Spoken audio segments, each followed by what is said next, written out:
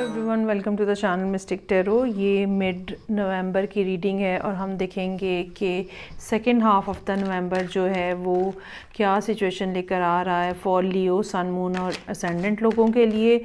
Reading जो है mid month की वो 3 हिस्सों पे होती है। रीसेंट पास्ट की एनर्जीज़ होती हैं जिसका कोई ड्यूरेशन नहीं होता है, और इसी तरह फिर कमिंग फ्यूचर की एनर्जीज़ होती हैं जिनका कोई ड्यूरेशन नहीं होता है, और एक फ़िक्स टाइम पीरियड जो है वो सिर्फ यही होता है जो कि करंट सिचुएशन के अंदर हम 15 से 30 या 31 तक का देखते हैं।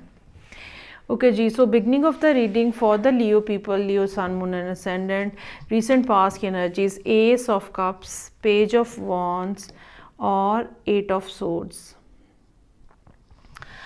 अच्छा जी, मामलात के अंदर यकीनन ऐसी सिचुएशन है जहाँ पे नई बिगिनिंग्स जो हैं वो नज़र आ रही हैं कि हुई हैं। अच्छा, इसमें 2 तरह की बातें हो सकती हैं। ये सूरत हाल जो है आप ये कह लें कि अप्रैल मई के टाइम पीरियड में हो सकता है स्टार्ट हुई हो, या कुछ लोगों के लिए मामलात पिछले 1-1.5 महीने के अंदर जो हैं वो काफ़ी ज़्यादा सीरियस हुए हों। इस सीरियसनेस को कोई नेगेटिव इंटरप्रिटेशन करने की ज़रूरत नहीं है, लेकिन ये कि एक रोमांटिक सिचुएशन जो है वो हो सकता है कि इस ड्यूरेशन के अंदर जो है वो डेवलप हुई हो। ये सिचुएशन वैसे तो बहुत ही पॉजिटिव नज़र आ रही है, लेकिन कुछ ना कुछ ज़हनी उलझने हैं जो कि लियो लोगों के लिए मौजूद हैं, और ये मसाइल जो हैं या ये ज़हनी उलझने जो हैं रोमांस के हवाले से भी हो सकती हैं, लेकिन कुछ और प्रॉब्लम्स भी पॉसिबली हो सकते हैं जो कि आपकी ज़िंदगी में हों, और 2 चीज़ें जो हैं बेसिकली वो पैरेलल चल रही हों। एक तरफ एक पॉजिटिव रोमांटिक सिचुएशन चल रही हो, लेकिन दूसरी तरफ ज़िंदगी के कुछ और मसाइल हैं जिनकी वजह से आप उलझे हुए और बाउंड और प्रॉब्लम के अंदर जो है वो नज़र आ रहे हैं। अच्छा, इसमें 8 ऑफ सोर्ड्स का जो कार्ड है, इसके अंदर ये बात मैं ज़रूर कहना चाहूँगी कि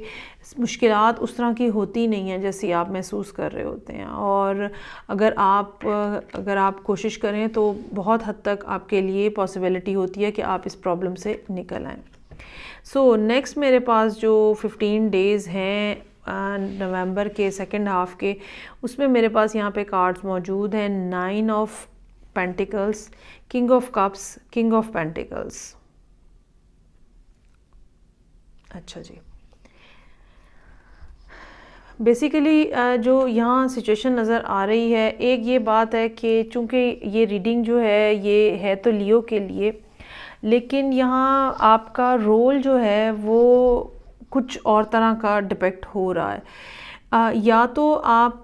बिल्कुल सिंगल हैं, ठीक है, या ये कह लें कि आप उन लोगों में शामिल हैं जो कि रिलेशनशिप में कमिटमेंट नहीं करना चाहते और एक सिंगल लाइफ रिलेशनशिप तो रखना चाहते हैं, लेकिन एक सिंगल लाइफ के तौर पे, सिंगल पर्सन के तौर पे ज़िंदगी गुजारना चाहते हैं।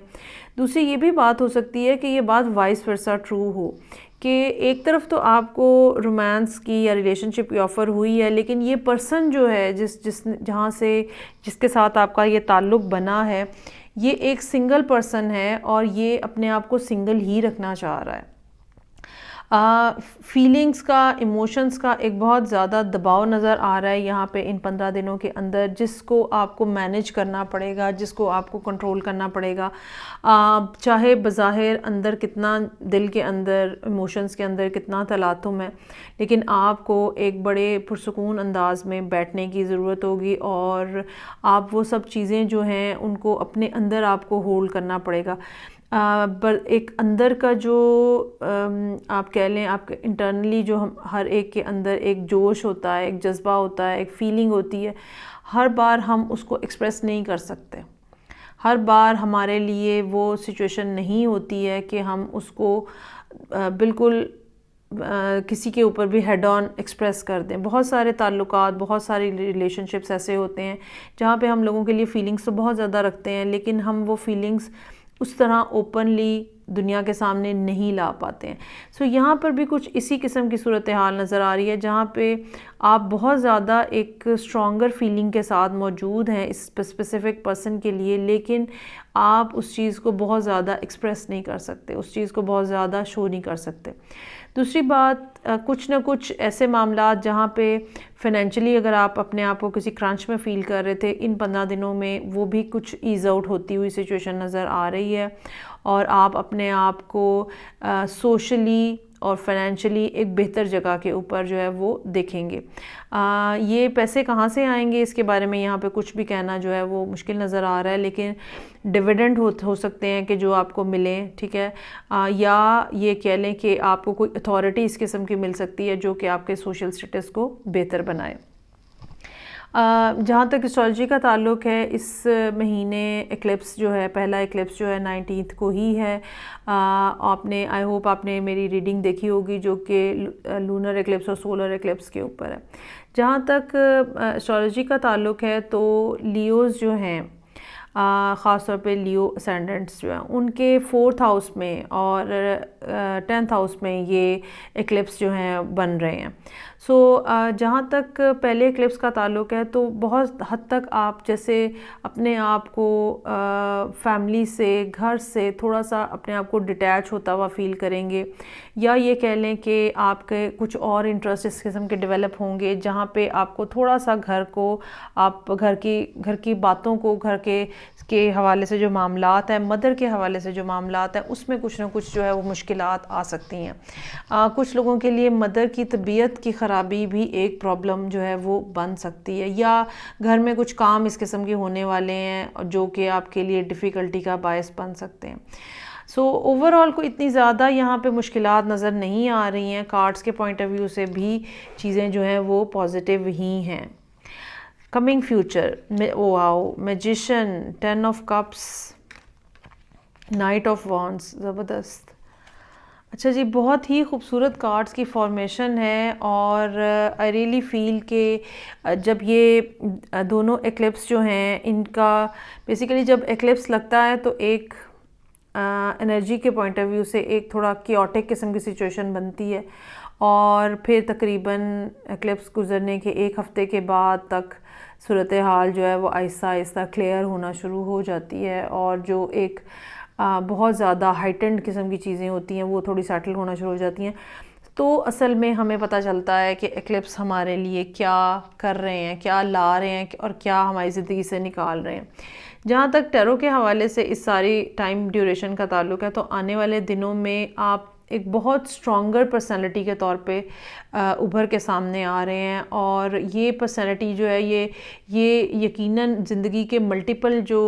एस्पेक्ट्स हैं उनको कवर करेगी। अच्छी फैमिली लाइफ नज़र आ रही है, आप बहुत ही ज़्यादा कंट्रोल्ड अंदाज में चीज़ों को चलाते हुए नज़र आ रहे हैं। कुछ ना कुछ ऐसी अपॉर्चुनिटीज़, ना सिर्फ अपॉर्चुनिटीज़ जनरेट होती हुई बल्कि उनके ऊपर अमल दरामद होता हुआ भी नज़र आ रहा है। और मोर ओवर ये कि ट्रैवलिंग का फैक्टर भी जो है वो अगले आने वाले कुछ अरसे के दौरान जो है वो मिलेगा। अच्छा, ये ट्रैवलिंग जो है ये कुछ डिलेड नज़र आ रही है, फौरी तौर पे नहीं नज़र आ रही है और ये समझ लें कि मार्च अप्रैल तक का टाइम हो सकता है कि जहाँ तक ये बात चली जाए। अगर आपने मेरी रीडिंग नहीं देखी है एक्लिप्सेस के ऊपर, वो आप ज़रूर देखें क्योंकि उसमें यही बात हुई है कि तकरीबन हम एक्सपेक्ट कर सकते हैं कि जो नेक्स्ट एक्लिप्स है जो कि एंड ऑफ अप्रैल है तब तक ये सूरत हाल इस तरह से चलेगी जो कि इन एक्लिप्सेस के साथ जो कि 19 को और 4 दिसंबर को है उसके हवाले से पैदा होने जा रही है। इसके अलावा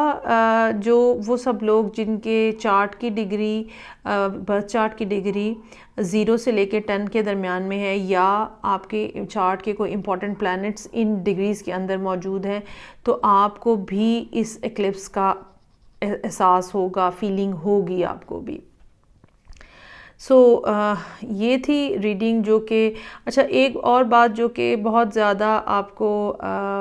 आपके लिए बेनिफिशियल साबित होगी और वो जो है वो जुपिटर की बेसिकली मूवमेंट है जो कि यहाँ पे मौजूद है। वो जुपिटर जो है वो आपका 5th हाउस का लॉर्ड है, आपका सारा कॉन्शियस माइंड,